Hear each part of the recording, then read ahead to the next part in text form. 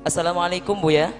Saya Waalaikumsalam. mau tanya, saya dari kecil berakidah ahli sunnah Asy'ariyah, tapi kakak kandung saya beralih akidah, dia ikut LDII.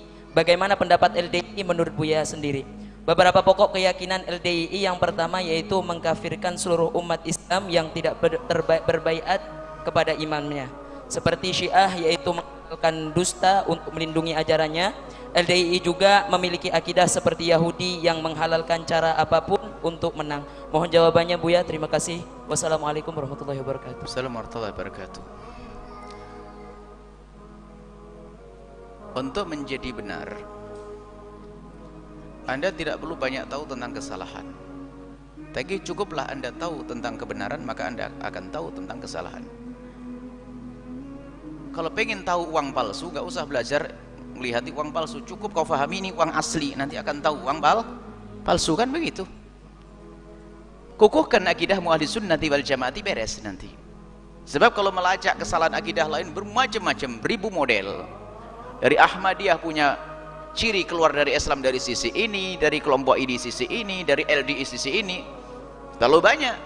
Akan tapi yang perlu adalah bagaimana kita memahami ini barang asli ini bagaimana. Belajar yang benar akidah kita ahli sunnati wal jamaatil asy'ariyati dengan guru-guru yang benar, yang menanamkan akidah yang benar. Nanti Anda akan tahu, termasuk Anda ini sudah benar sebetulnya, Anda sadar kakak Anda salah. Kalau sudah ada sekelompok akidah mengundah mengkafirkan orang lain, khususnya mengkafirkan ahli sunnati wal jamaati asy'ariyati, ya bermasalah dia. Ada pun derajat kekafir, apakah mereka langsung kafir? Ntar dulu, dilihat dulu. Ada kesalahan di kelompok hanya derajat fasik berat mendekati kekafiran, ada akal. Tapi untuk sampai dikatakan kafir harus dengan jelas, misalnya dengan mengatakan ada nabi setelah Nabi Muhammad, atau mengatakan Al-Quran ini adalah tidak sempurna. Waduh, itu jadi saya kasih rambu-rambu secara umum bahwasanya berpeganglah benar dengan akidah ahli sunnati wal jamaatil asy'ariyati atau al-maturidiyah. Anda berpegang, maka Anda akan secara otomatis akan lolos. Anda tidak akan noleh selagi Anda tahu, misalnya kenal seseorang, ya Anda akan ragu dengan kemiripan, nggak penting. Anda kenal betul dengan, Anda kenal dengan istri Anda, enggak bapak-bapak kenal sama istrinya, ya. Apakah hanya gara-gara ada mirip istri saya lalu salah pilih? Itu salahnya nggak ada itu, karena Anda kenal betul dengan istri, Anda kenal dengan suami, Anda kenal dengan anak Anda. Jangan sampai di jalan, oh anakku kenapa mirip, mirip, nggak ada itu, nggak bisa. Yakini kebenaran yang ada dalam syariah kita, beres. Nanti tidak akan tergoda ada dengan akidah lain, dan akidah kita adalah kebenaran, akidah membawa kelembutan, keindahan. Maka yang perlu adalah bagaimana kita memperdalam akidah ahli sunnati wal jamaatil asy'ariyati, termasuk diantaranya adalah juga untuk menunjukkan kebenaran kita. Boleh dalam irama studi banding, tentunya studi banding maksudnya adalah bukan kita melanglang ke lembah gelap. Jadi untuk membandingkan antara lumpur dengan minyak wangi tidak harus kita jebur ke lumpur, kita harus paham. Cukup dari kejauhan di lumpur ada macam-macam kotoran, selesai. Sudah tercium baunya, nggak usah harus dioleskan di hidung, ya kan? Tapi orang yang nggak harus mencari ahli lagi, anggap saja hidungnya sudah rusak, nggak bisa mencium bau. Jadi nggak bisa bedakan antara adonan jenang apa sama kotoran ayam, nggak bisa bedain karena hidungnya. Kemudian dikemas semuanya dikasih tepung semuanya. Ya, dikasih tepung, ini roti, ini adalah kotoran. Kalau orang hidungnya nggak ada, perlu pembantuan. Mana yang bener? Tapi bagi orang sudah tahu, nggak pakai ini coba-coba, nggak usah mencoba-coba. Perbandingan hanya dalam irama diskusi, misalnya kebenaran akidah asy'ariyah ini loh. Misalnya masalah-masalah yang selama ini diributkan oleh orang di luar sana, masalah tawassul kepada Nabi Muhammad atau kepada ulama, gimana ini penjelasannya? Tahu menghadirkan pahala. Kalau masalah tentang hukum, masalah ketauhidan kepada Allah Subhanahu wa taala, kita boleh yang demikian itu. Sehingga tapi perbandingan ini adalah diperlukan kapan?